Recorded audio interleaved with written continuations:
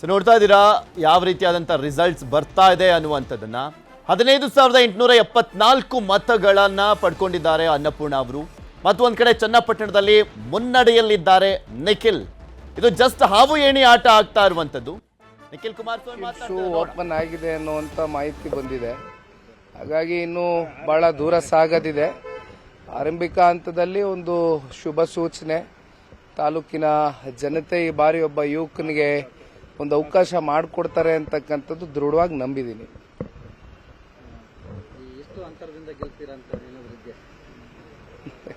ಹಣೆ ಬರ ಭಗವಂತ ಬರೆಯೋನು, ಜನನೂ ಹಣೆ ಬರ ಇವತ್ತು ಬರೆದಿದ್ದಾರೆ.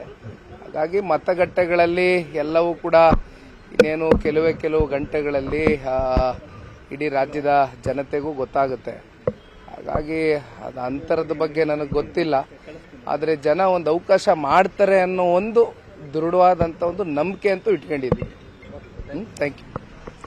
ಅವರ ವಿಶ್ವಾಸವನ್ನು ನಾವು ಗಮನಿಸಬೇಕು ಮತ್ತು ವಾಸ್ತವವನ್ನು ಕೂಡ ಗಮನಿಸಬೇಕು. ಅವರು ಬಹಳ ವಾಸ್ತವದಿಂದ ಹೇಳಿದರು. ಈ ಅಂತರ ಎಷ್ಟಾಗುತ್ತೆ ಅಂತ ಗೊತ್ತಿಲ್ಲ. ಯಾಕಂದರೆ ಎಲೆಕ್ಷನ್ ಮುಂಚಿತವಾಗಿ ಹೇಳೋದು ಬೇರೆ. ಇವತ್ತು ರಿಸಲ್ಟ್ ದಿವಸ ಕೂಡ ನಾನು 15,000 20,000 ಅನ್ನೋಂಥ ಕಡೆಗೆ ಹೋಗಿ ಅದು ಏನಾಗುತ್ತೆ ಅನ್ನೋದು ಗೊತ್ತಿರೋದಿಲ್ಲ. ಈ ಕಾರಣಕ್ಕಾಗಿಯೇ ಅವರು ಭಾಳ ವಾಸ್ತವದಲ್ಲೇ ಮಾತನಾಡಿದರು.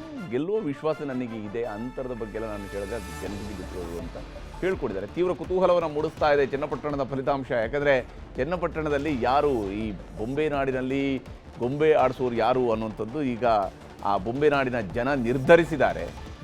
ಯಾವ ಬೊಂಬೆಯನ್ನು ವಿಧಾನಸಭೆ ಕಳಿಸ್ಬೇಕು, ಯಾವ ಬೊಂಬೆಯನ್ನು ಮನೇಲಿ ಇಟ್ಕೊಳ್ಬೇಕು ಅಂತೇಳಿ ನಿರ್ಧರಿಸಿದ್ದಾರೆ ಅವರು. ಹಾಗಾಗಿ ಈಗ ಇವತ್ತು ನಿರ್ಧಾರ ಆಗುತ್ತೆ ಯಾರು ಗೆದ್ದು ಬರ್ತಾರೆ. ಪಕ್ಷಾಂತರ ಹೇಳ್ತಾ ಇದ್ರಲ್ಲ ಫೋಟೋ ಫಿನಿಶ್ ಆಗುತ್ತೆ ಅಂತ, ಅದೇ ರೀತಿಯಾದಂತ ಒಂದು ಟ್ರೆಂಡೇ ಸಾಕ್ತಾ ಇರುವಂತದನ್ನ ನೋಡ್ತಾ ಇದ್ದಾರೆ. ಯಾಕಂದ್ರೆ ಅವರು ಇಂತಹ ಫೋಟೋ ಫಿನಿಶ್ ಚುನಾವಣೆಗಳನ್ನ ಹಲವು ನೋಡಿದಂತವ್ರು. ಚುನಾವಣೆ ನೋಡಿರೋದು ಅವರೇನ. CP ಯೋಗೇಶ್ವರ್ ಅವರು ಅವರ ಅನಿತಾ ಕುಮಾರಸ್ವಾಮಿ ಅವರ ವಿರುದ್ಧ 2011ರಲ್ಲಿ ಗೆದ್ದಾಗಲೂ ಕೂಡ ಸುಮಾರು 3,000 ಮತಗಳ ಅಂತರದಲ್ಲಿ ಗೆದ್ದಿದ್ರು. ಕಡೇ ಸುತ್ತಿನವರೆಗೂ ಕೂಡ ಅನಿತಾ ಅವರು ಮುನ್ನಡೆಯಲ್ಲಿ ಇದ್ರು. ಕಡೆಗೆ ಅಲ್ಲಿ ಗೆಲ್ಲುವಂತ ದಾಖಲಿಸಿಕೊಂಡಿರುವಂಥದ್ದು ಇದೇ CP ಯೋಗೇಶ್ವರ್. ಹೀಗಾಗಿ CP ಯೋಗೇಶ್ವರ್ ಅವರಿಗೆ ಅಲ್ಲಿಯ ಚುನಾವಣೆ ಗೊತ್ತಿದೆ. ಈ ಕಾರಣಕ್ಕಾಗಿಯೇ ಅವರು ಮತದಾನ ಮುಗಿದ ಮಾರನೇ ದಿವಸ ಇಷ್ಟೆಲ್ಲ ಮಾತುಗಳನ್ನು ಹೇಳಿದರು. ಇವೆಲ್ಲವೂ ಕೂಡ ಅವ್ರಿಗೆ ಗೊತ್ತಿಲ್ಲದಿರುವಂಥ ವಿಚಾರಗಳಲ್ಲ. ಅದರೇನು ಅವರು ಸೋಲ್ತಾರೆ ಅನ್ನುವಂಥ ವಿಚಾರದಲ್ಲೂ ಕೂಡ ಹೇಳಿದ್ದಲ್ಲ. ಎಲ್ಲೋ ಒಂದು ಕಡೆ ಅವರೆಲ್ಲ ಒಂದು ಆತ್ಮವಿಶ್ವಾಸ ಇತ್ತು. ಆಗಲೇ ನಾನು ಹೇಳ್ತಾ ಇದ್ದೆ, ಇದು ಒಂದು ರೀತಿಯ ಬೆಟ್ಟಿಂಗ್ ಬಜಾರ್ನ ಮಾತುಗಳಾಗಿದ್ವಿ ಹೊರತು ಬೇರೆನೇನು ಇರಲಿಲ್ಲ ಅಲ್ಲಿ ಅಂತೇಳಿ. ಚಂದ್ರಶೇಖರ್ ಅವರೇ, 2 ಕ್ಷೇತ್ರಗಳಲ್ಲಿ ಈಗ ನಿಮ್ಮ NDA ದೋಸ್ತಿ ಪಕ್ಷಗಳು ಮುನ್ನಡೆಯನ್ನು ಹೊಂದಿರುವಂಥದ್ದು. ಒಂದು ಕ್ಷೇತ್ರದಲ್ಲಂತೂ ಭಾಳ ನೆಕ್ ಟು ನೆಕ್ ಫೈಟ್ ನಡೀತಿದೆ. ಹಾಗೆಂತೇಳಿ ಶಿಗ್ಗಾವಿ ಕೂಡ ಭಾಳ ದೊಡ್ಡ ಅಂತರ ಏನಿಲ್ಲ. ಸದ್ಯಕ್ಕೆ 1000 ಮತಗಳ ಅಂತರದಷ್ಟೇನೋ ಮುನ್ನಡೆಯನ್ನು ಸಾಧಿಸಿದಂಗೆ ಕಾಣ್ತಾ ಇದೆ. ಸಂಡೂರಲ್ಲಿ ಹಿನ್ನಡೆಯಲ್ಲಿದ್ದೀರಿ. ಏನು ಹೇಳ್ತೀರಿ? ಯಾವ ವಿಶ್ವಾಸ ಇದೆ? ಒಂದು ಇನ್ನೂ ಎಲೆಕ್ಷನ್ ಹತ್ತಿರ ರಿಸಲ್ಟ್ಗಳೇನು ಹತ್ತಿರ ಬಂದಿಲ್ಲ. ಹಾಗಾಗಿ ಈಗಲೇ ಫಸ್ಟ್ ನನ್ನ ಕಾಂಗ್ರೆಸ್ನ ವಕ್ತಾರ ಕೇಳೋಕ್ಕೆ ಇಷ್ಟಪಡ್ತೇನೆ, ಈ ಸರಿ EVM ಸರಿಯಾಗಿ ಕೆಲಸ ಮಾಡ್ತಿದೆಯಾ ಇಲ್ವಾ? ಯಾಕೆಂತೇಳಿ ಅವ್ರಿಗೆ ಜಯ ಆದರೆ ಒಂಥರ EVM ಕೆಲಸ ಮಾಡುತ್ತೆ, ಸೋಲಾದರೆ ಇನ್ನೊಂದು ಸರಿ EVM ಕೆಲಸ ಮಾಡುತ್ತೆ. ದಯಮಾಡಿ ಅದಕ್ಕೇ ಈಗಲೇ ಹೇಳಿಬಿಡಿ EVM ಸರಿ ಇದೆಯಾ ಇಲ್ವಾ ಅಂತೇಳಿ. ಮೊದಲನೇದು. ಎರಡನೇದು ನೋಡಿ, ಚನ್ನಪಟ್ಟಣದ ವಿಚಾರಕ್ಕೆ ಬಂದರೆ, ಚನ್ನಪಟ್ಟಣ ವಿಚಾರದಲ್ಲಿ ಫೋಟೋ ಫಿನಿಶು ಯಾವುದೂ ಇಲ್ಲ ರೀ. ನಾನು ಹೇಳಿದ್ನಲ್ಲ, ಜಮೀರ್ ಅವ್ರು ಬಂದ ಮೇಲೆ ವಾತಾವರಣ ಬದಲಾಯಿತು ಅಂತೇಳಿ ಯೋಗೀಶ್ ಅವರು ಹೇಳ್ತಾರೆ. ಆದರೆ ಅವ್ರು ಬರೋದಕ್ಕೆ ಮುಂಚೆನೂ ವಾತಾವರಣ ಭಾಳ ಕ್ಲಿಯರ್ ಆಗಿತ್ತು. ಒಂದು ಹೋಬಳಿಯನ್ನು ಬಿಟ್ಬಿಟ್ರೆ ಮತ್ತೆಲ್ಲ ಹೋಬಳಿಯಲ್ಲೂ ಕೂಡ ನಮ್ಮ NDA ಅಭ್ಯರ್ಥಿಗೆ ಒಂದು ಮ್ಯಾಸಿವ್ ಅಡ್ವಾಂಟೇಜ್ ಇತ್ತು. ಇವ್ರು ಬಂದು ಏನೋ ಉಲ್ಟಾ ಸೀದಾ ಮಾತಾಡಿದ ಮೇಲೆ ಮಾರ್ಜಿನ್ ಜಾಸ್ತಿ ಆಯಿತು ಬಿಟ್ಟರೆ ಅದರಿಂದ ಏನು ರಿಸಲ್ಟ್ಗೇನು ಭಾಳ ದೊಡ್ಡ ಇದಾಗ್ತಿರಲಿಲ್ಲ. ಹಾಗಾಗಿ ನಮ್ಗೆ ಯಾವುದೇ ಅನುಮಾನ ಇಲ್ಲ.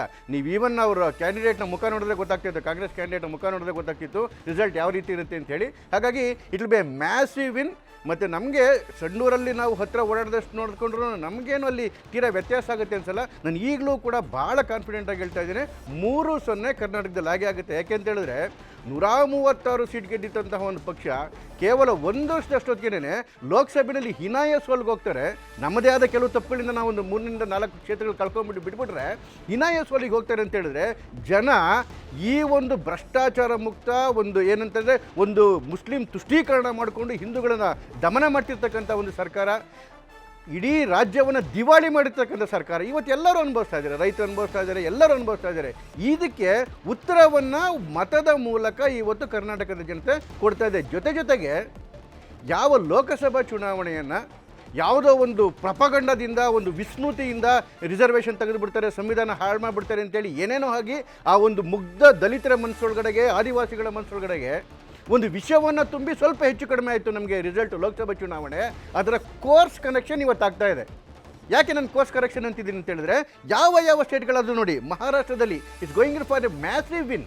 ಇದಾದ ಮೇಲೆ ಜಾರ್ಖಂಡ್ನಲ್ಲಿ ದೊಡ್ಡ, ಯು ಪಿನಲ್ಲಿ ನೋಡಬೇಕಿವ್ರೆ, ನಾನು ಮುಂಚೆನೂ ಈ ಮಾತನ್ನು ಹೇಳಿದ್ದೆ, 8-1 ನಾವು ಗೆಲ್ತೇವೆ ಯು ಪಿನ ಅಂತೇಳಿ. 9ರಲ್ಲಿ ಇವತ್ತು ಕೂಡ 8 ಕ್ಷೇತ್ರವನ್ನು ಗೆಲ್ತಾ ಇದ್ದೇವೆ.